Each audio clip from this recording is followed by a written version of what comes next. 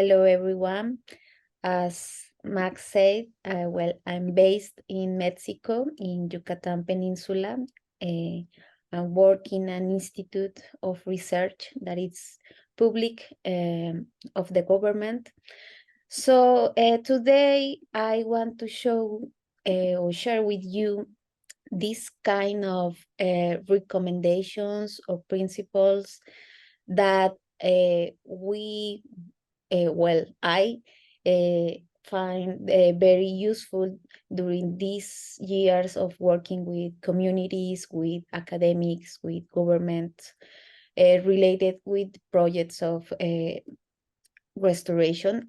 Doesn't matter which ecosystem. I think that this could apply to all cases in all spaces and latitudes. So please, if you have any question, you can maybe we have a session at the end to this. And well, I'm going to start now. So, okay.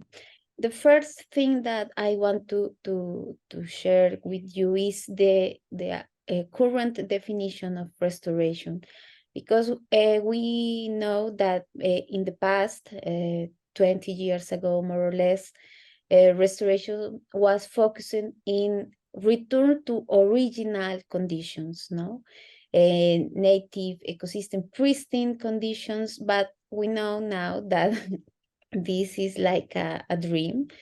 So restoration must be focused in return the ecosystem to a healthy and functional condition, no? And this could be achieved by accelerating the recovery of composition processes. And these are really, really related with the services and goods that we receive from nature, no? So you maybe are related with this new definition that is really close or really strong, based with ecosystem services, no? So restoration now is like a way to promote the recovery of these services and also recover different things for quality of people. So we need to think when we start a project, or we are going to start a project, these kind of questions. For whom?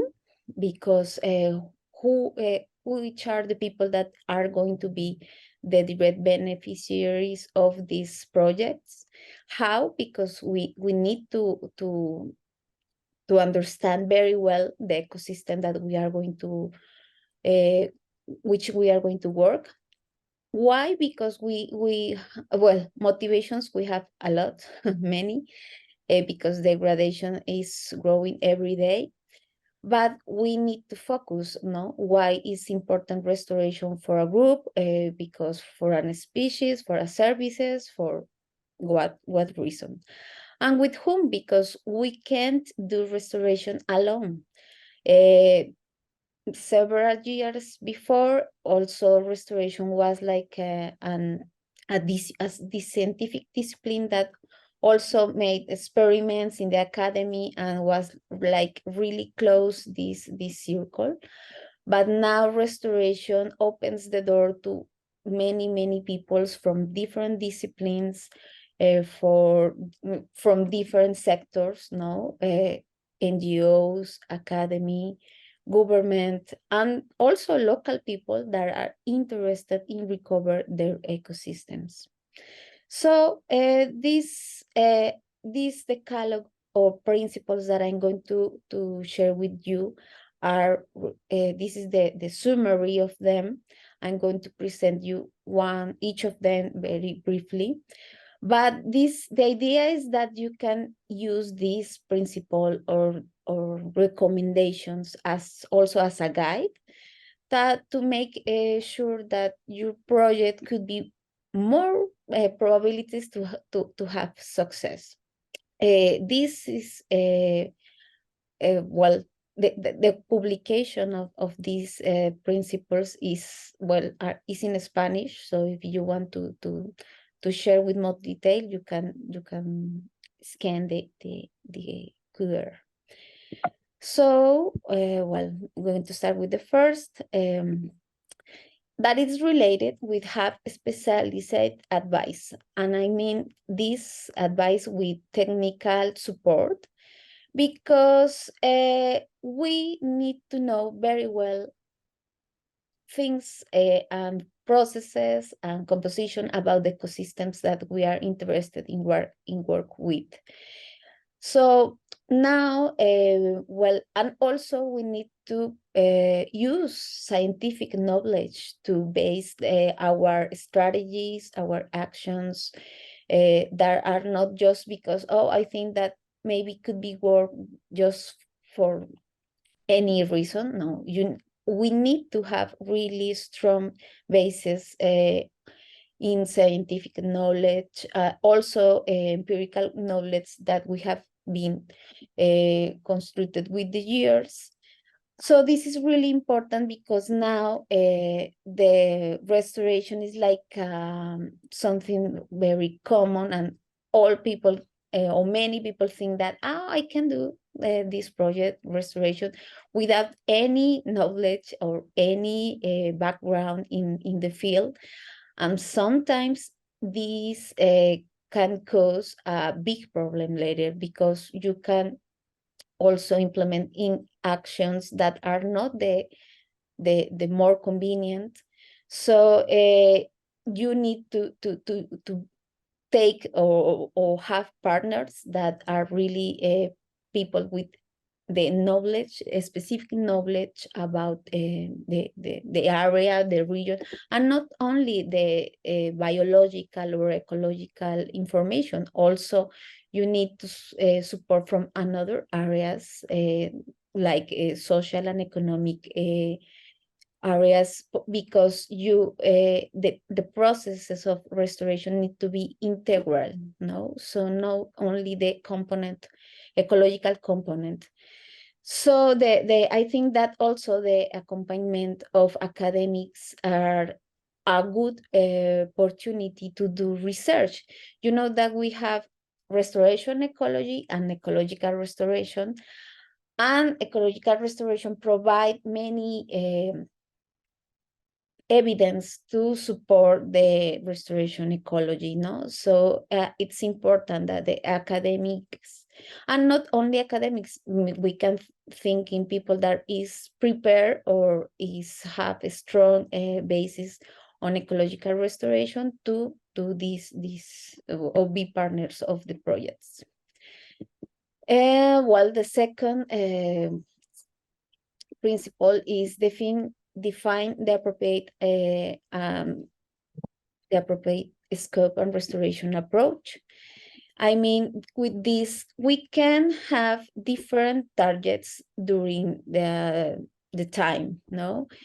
Maybe we have like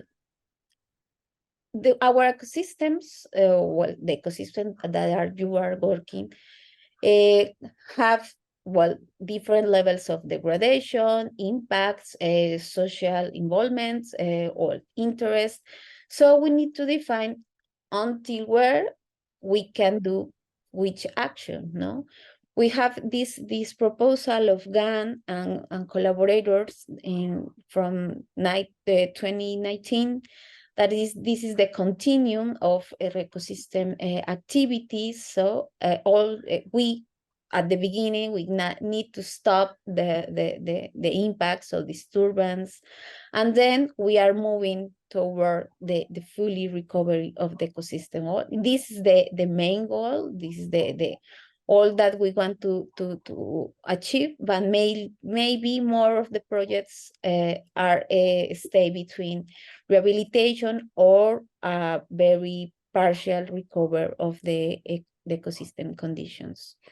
But this definition is really important, because you can do all your efforts very focusing depends of the type of restoration. For example, productive restoration, you know, is like it's not new, but it's a kind of restoration that now is very, very common because it's a good link to join the communities, no, to give them more than the benefits to see their ecosystems recovered. Also, they gain some benefits economical, and also the governance of the communities start to change.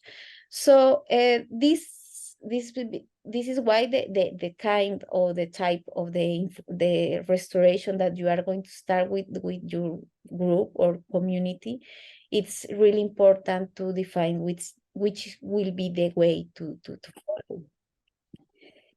Well, the third point is make an initial social and ecological diagnosis. This is really important because it's like when we go to the doctor, no? If we are sick, we go there to know what's going on. So the doctor takes you some, he makes a review from your conditions and takes some exams and well, whatever. It's the same with the ecosystem. We need to know what's going on, what's happening, or what's happened before, why is the reason of the degradation. And also we need to know what is the baseline with the communities, because some communities are really, well, easy to work. You can have the perfect place to start a project, a restoration project, but sometimes the communities that are related or close or involved uh, are not well, they don't give the best conditions to work with them. So it's important to do this initial diagnosis to identify what are the current conditions in both ecological and social components. And also because this diagnosis could be used to then, after time, evaluate the advances of if you don't have advances, because it's possible to happen, of the process. Also, this diagnosis, it's very useful to identify, well, which are the characteristics that could be the objective of the restoration projects. And here we have a very common concept used in restoration, that is the reference ecosystem.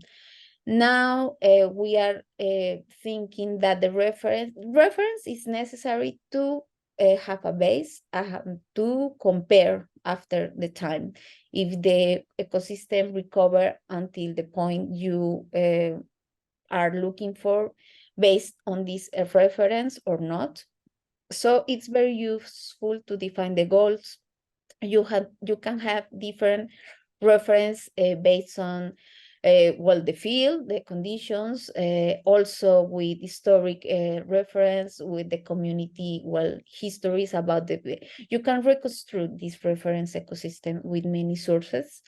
So, and it's really important to have it, because you can use it then to as I said, to compare, to see the advances. Okay, the fourth point is promote multi-stakeholder linkage and participation. And this is something related with some thing that I said at the beginning. We need to involve or integrate from the beginning of the process, not at the end, not at the medium, all the groups, actors, sectors that are involved or related with the ecosystem to be restored. And this is important because we need to include all the visions, all the objectives, all the needs that these different actors have about the ecosystem. We can construct, because we are very used to see that, for example, organization that give funds say, okay, I want to that you restore 100 hectares of this ecosystem. okay, they have this objective, but they don't know which is the social concept context, if the people want to do this restoration in this way or another way. So this kind of can be like top down. We need to construct this more horizontally to get the process more a basic, a really strong base to start all together. And this is very useful with communities, because when you involve the communities from the beginning, they start to change their attitude related with the project, because they don't are they are participants of the project. They are not just people that work for the project. That is really different perception of the people. So this is why it's really important to create or consider different spaces and mechanisms to involve different participants. For example, like different spaces for women, because in some rural communities, well, women are the mothers, and also they are housekeepers, and well, many activities related with home, and they don't have time to go to the meetings or to the workshops. So it's important to create different space to segregate that these people, these persons, these women could have a space to also go and express and give their opinions and also support to the project, no? And this is a really good thing to construct a collective project, because it's not only the people that give the funds or the people that create the project in a desk. No, it's something that could be constructed by everyone. The fifth point is integrating local knowledge, and this is really related with the previous point. Many information from the sites are you can't find it in books or articles. No, it's not possible. Many knowledge, important knowledge, are in the communities, and is really useful to guide and also to design the restoration activities. They are more maybe specialized, or they have more diverse techniques from, for example, sowing, no? Plant several species, no? They know which is the better season, the better strategy to use different things to get more successful these plantings. And we can't think that we have the academics or the government, that we have all the knowledge necessary to implement restoration. No, we need to integrate this kind of restoration. Because, for example, they can give advices or support to establish the referent ecosystems, as I said. The site selection is very important, because the history of the area, the land use change, and wherever, it's really important to know until which point I can get or can do my restoration, and to obtain which goals. Also, the diversification of techniques, as I said, they have many information, empirical information, that had been passed by generations. And also we can do this integration of knowledge that is very useful for the projects. And as I said, in many cases, this knowledge is transferred through living experience, oral traditions, Unfortunately, now we are faced that many the young people, these new generations are leaving the rural communities, so we are losing this kind of knowledge in so many places around the world, and this is really sad because there are a lot of information like from medicines, basic uses for a lot of purposes that we are losing because this transformation is lost now. Well, okay, the point six promotes synergy of actions. This is important because sometimes the project of restoration is focused in one component, in one action, no? Planting trees to get some benefit. But we think if we are thinking in restoration as a complete process, as an integral process, we need to think that it's involved animals, well, the fauna, also the soil. So we can split our efforts in develop different actions to enhance the conditions at different components, no? Maybe your main goal, yes, is vegetation or habitat or these services, but also we can or we need to work with other components of the ecosystem, and also not only the ecological components, as I said, also the social components, no? When you do this synergy of actions, the results could be more maybe strong, no, or maybe faster the recovery. So it's important. For example, here I show you this like an example. You can add organic amendments to the soil if you have problems with nutrients or it's a bare soil. And also you can use, for example, nurse plants to the benefit a specific species. And these plants that you use here can be plants that are important for wildlife, like to create, for example, pollinator gardens with based in the distribution in like nurse plants, and also use the soil or well doing something with the soil. So we are focusing here in three components that are really important if we are thinking that restoration is not only us just recover one part of the ecosystem.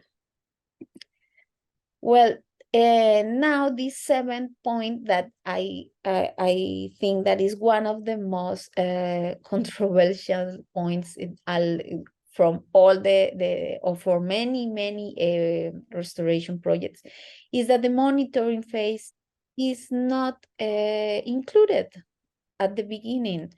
So like, okay, well, before several years ago, maybe, people said, okay, the diagnosis, okay, I do my restoration action, and that's all. But how you can know that this is working if you are not doing a monitoring evaluation? So this is really, really important to follow up the actions that you are implemented.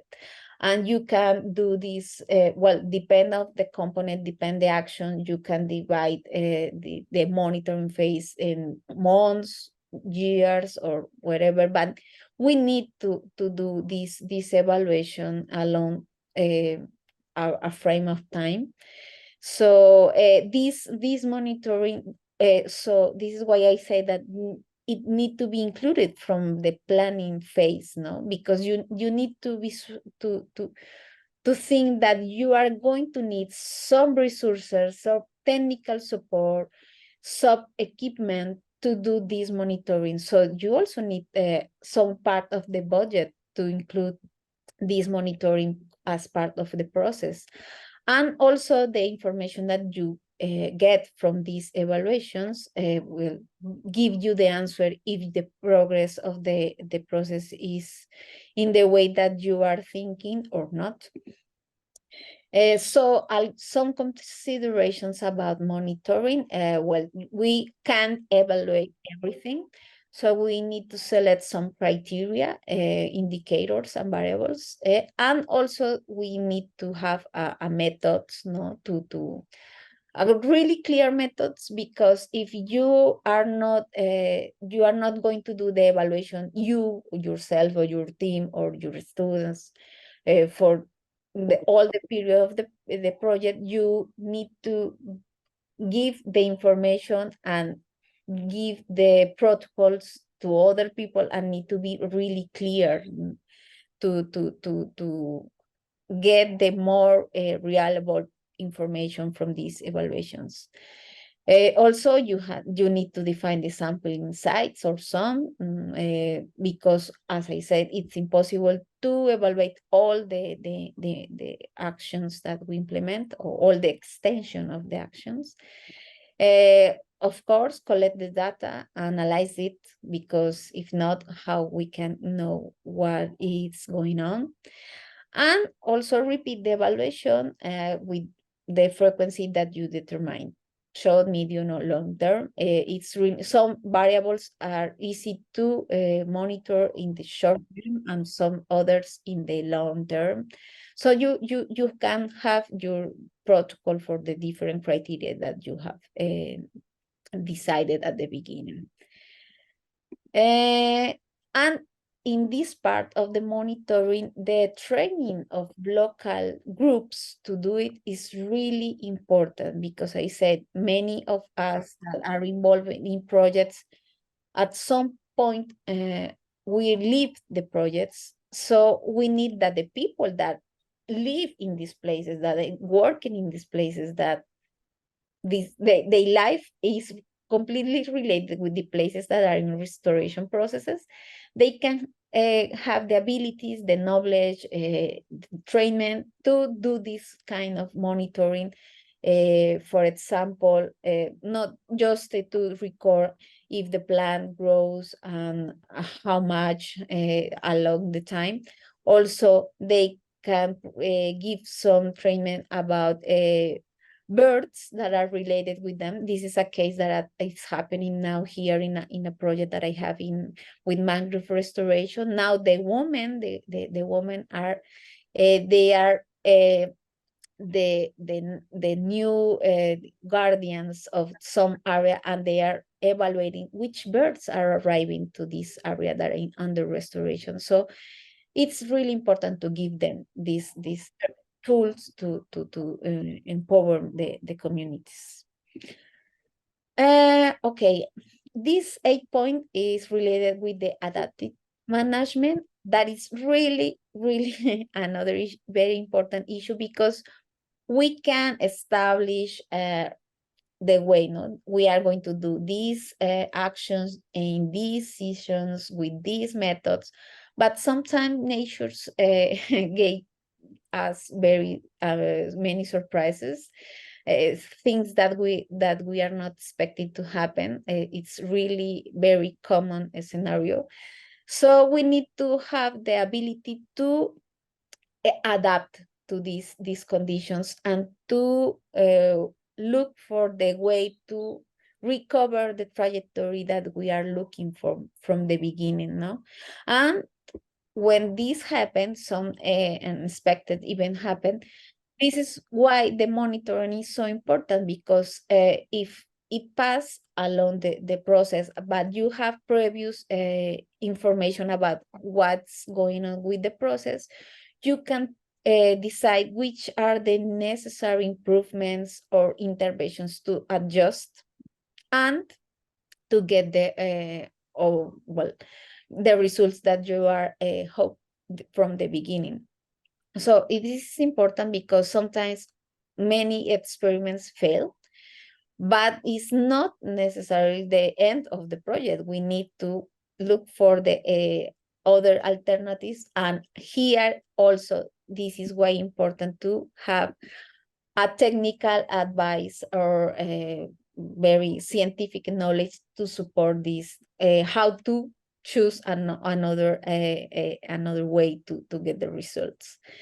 So this adaptive management concept is really useful also to learn, no, to get feedback of what's going on, what's this not working, why the plant or the species that I select is not give the results that I expected.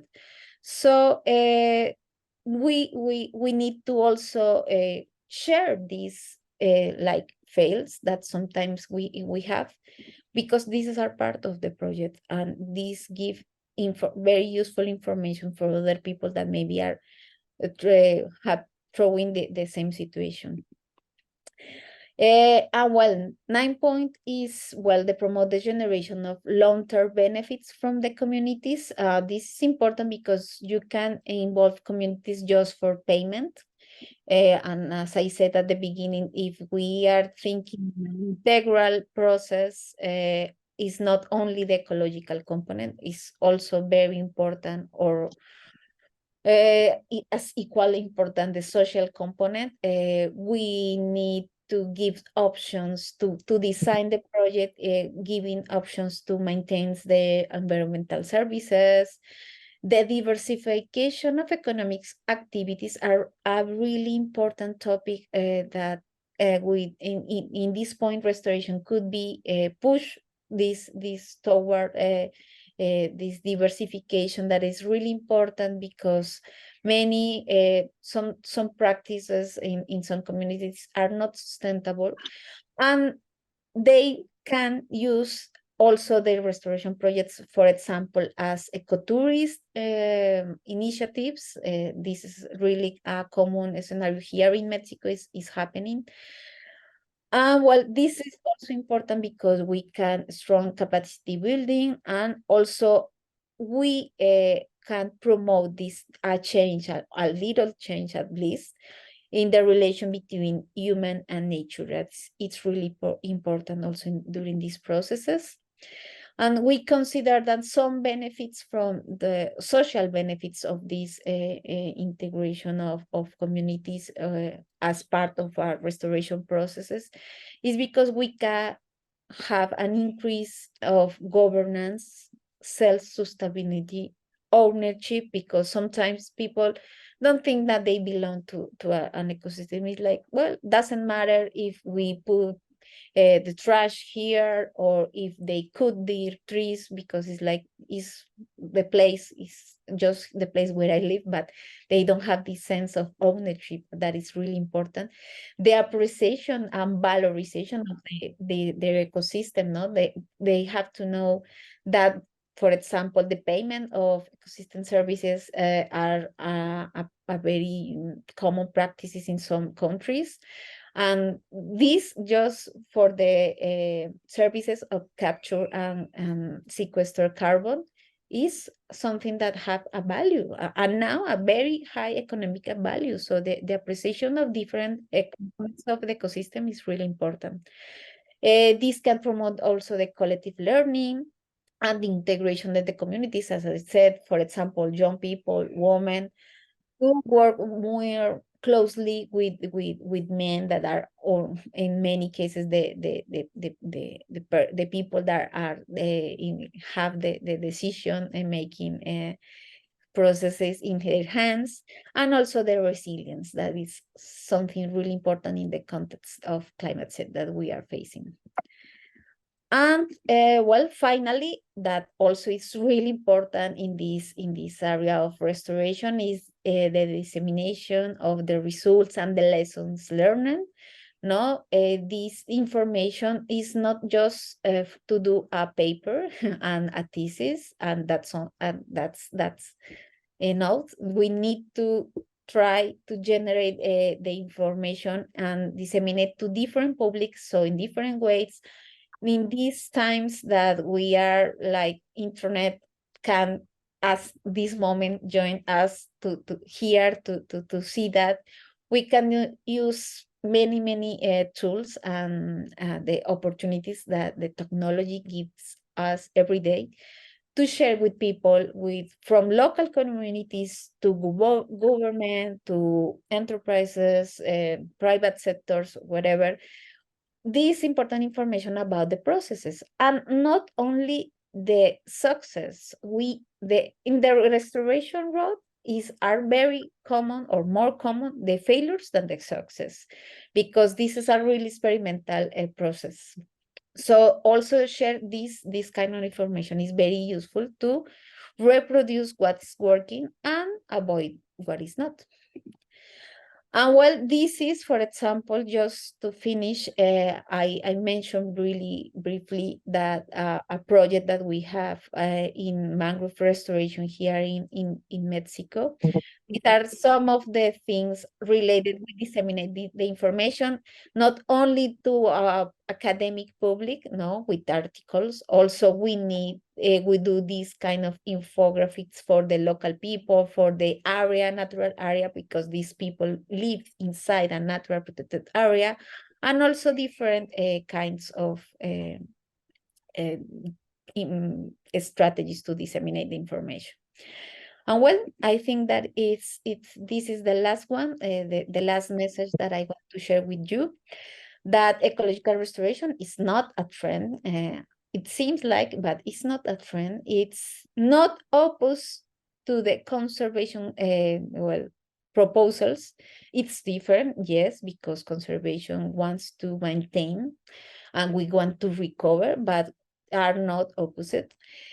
Also, something really important during these times now, it's not a lucrative activity, because some groups, persons are using the restoration flag to just earn money. It's not following a recipe. Each ecosystem has their particularities, the specific context, so we can use manuals, guides, yes, of course, but we need to evaluate how they can be incorporated or promote your specific process. And it doesn't give immediate results, because sometimes the funders ask you, in 1 year, I need to the recovery of 10 hectares of whatever ecosystem. It's not possible. We can accelerate the process, but we can't do magic.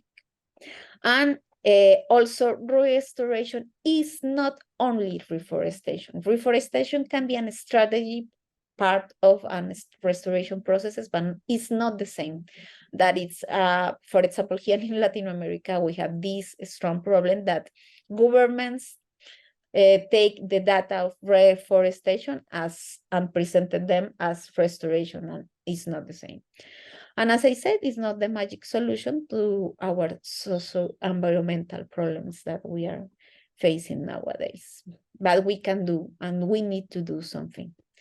So thank you very much again to Plan for the Planet for this invitation. This is my last message that I want to share with you.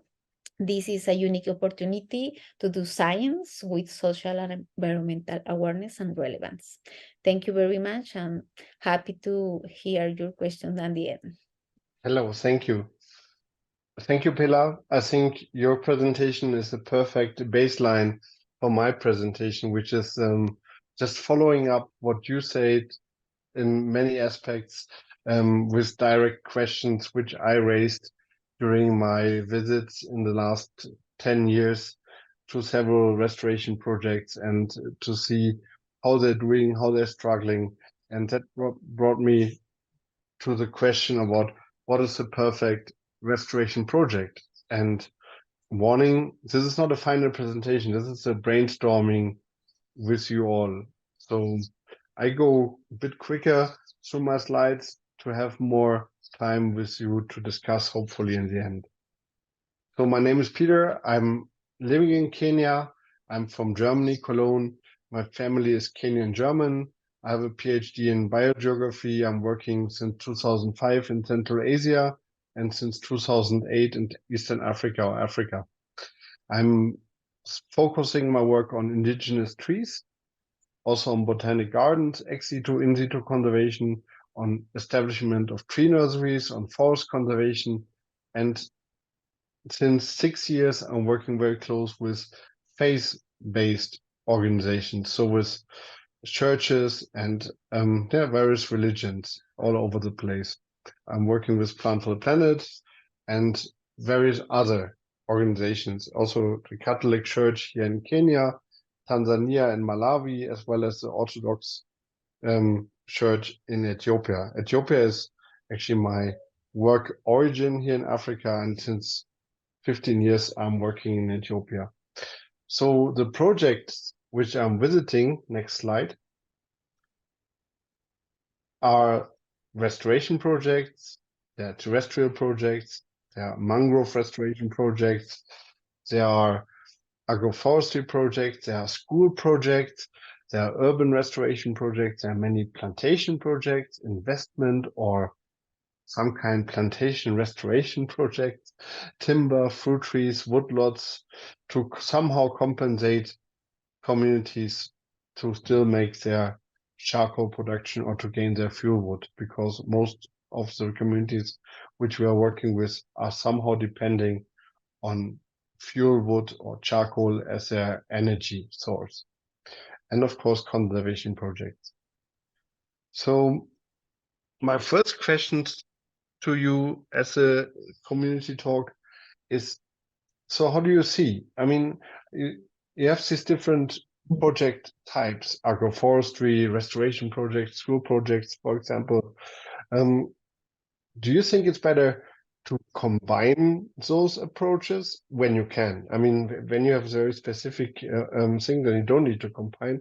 But I see many projects on the platform of Plant for the Planet being combined approaches, like crafting here on the right picture, like a mango. So you can combine maybe two projects, a restoration site and an agroforestry project together. Or is it better to keep them separated? Maybe you get even more donations when you have like two different components and leaving them separated, and yeah, you're able to promote them very differently. More community and more nature, for example. So that's something which I always thought about when I'm seeing projects or visiting projects on the platform. And then when I see all the projects on the platform, I see so many different prices per tree.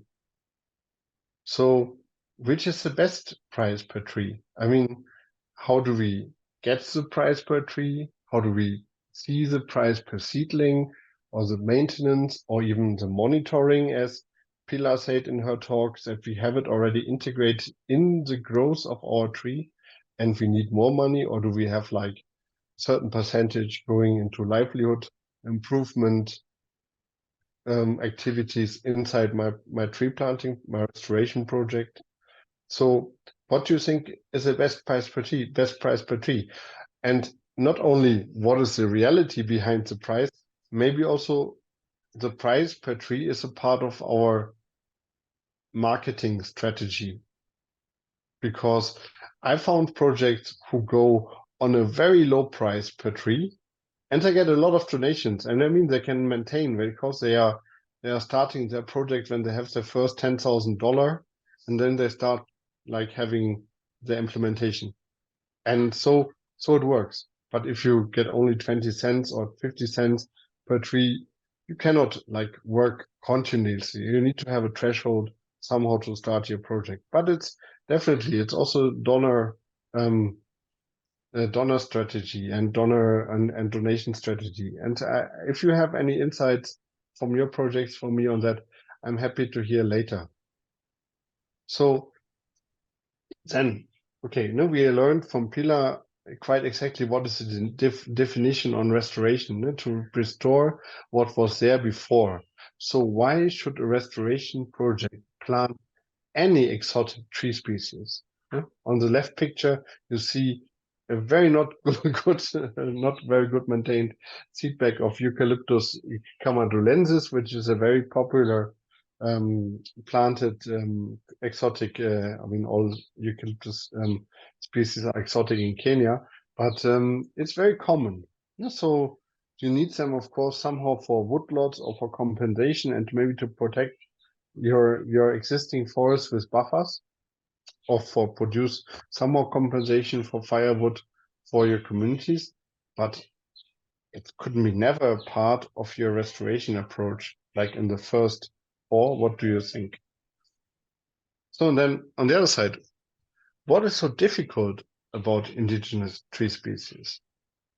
Actually, when I'm going to nurseries, I see always very well. I mean, most of them have like 12 or 10 or 8 tree species in many projects, and in the very good ones, they have like more than 20, 30, 40 different species, and even in some very good ones, they have more than 80 species. But I have the feeling if we would focus directly more on indigenous, we would have much better results with indigenous than when we always compare them to our 5 exotic tree species, which are growing like crops, like cash crops very fast, which you can put on your restoration on your site, and they grow like maize or something. Yeah, so I mean, when you see this is in front here is Coffea arabica, coffee, which is very popular also then for community compensation in projects in Ethiopia. It's indigenous in Ethiopia, and coffee originated in the Ethiopian highlands. So we need, I think, to somehow highlight more our indigenous species, because, as you said, we cannot do restoration with exotic species. So then, which role plays community in your project? Did they initiate the project? Are they the employees, the beneficiaries? Do you have them involved through provision or incentives? Do you do awareness raising? How's your capacity building? And who's who in your project? I mean, this is also something which varies in projects, which we have on the platform a lot. So is it a community project with or without indigenous community members? And that's something which I see often forgotten in restoration projects, that restoration project can, of course, also very much work on indigenous rights and work with indigenous knowledge. And I think this is maybe a component which somehow sometimes gets lost on the way. And I think it might make our restoration projects even stronger if we would take more into consideration. So when we are starting an idea from outside, or we initiate, there's no fire without a spark, like Bruce Springsteen said. So when is a project not community initiated? When your community is totally in for and really promoting and really pushing this project, I think we can still make it a community initiated project. Because when the project in the end, when we can say that the community is really behind the project and really initiated that project, I think it makes the project much stronger, and it gives the project a much higher sustainability. I'm working in a project in Ethiopia, which is called the Sustainable Church Forest Management Project, because the Ethiopian Orthodox Church has 35,000 small church forests all over the Ethiopian central and northern Ethiopia, and we really said there's so many projects on church forest, and we wanted to start to support a project which is the Ethiopian church implementing by themselves, because they are there to stay. Not any university or not any researcher or not any NGO is there to stay beyond the 3-year, 5-year, or however project time. But if you really work with the community and if you strengthen and make the community one with your project, then it's, I think, so important for the outcome and for the future. And we're not talking about the next 10 years, we're talking about forever. So another aspect, next slide. Next slide. Then another question is, we have indigenous knowledge and we have also knowledge gaps. And they are sometimes not the same. We are addressing too little both of them. So actually, when we're working with community and we're talking about climate change adaptation, for example, that's really new problems which we have to cope with. And we can look in indigenous knowledge to find better ways of people practicing water harvesting or crop rotation, and to see what kind of problems we can address. But I think when we set up our restoration projects, we somehow should integrate to work on both. And I think that's very important to make our projects stronger. Next slide. Another question is what also Pilar highlighted in I think in even more than one slide in her presentation is how we can reach a higher gender equity in our projects. How will more women participate in our projects?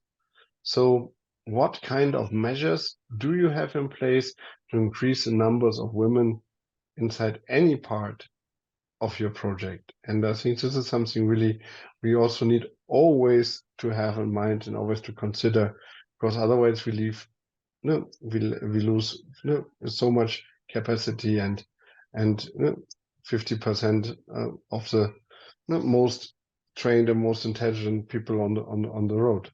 So that's important to integrate as much gender equity in the same.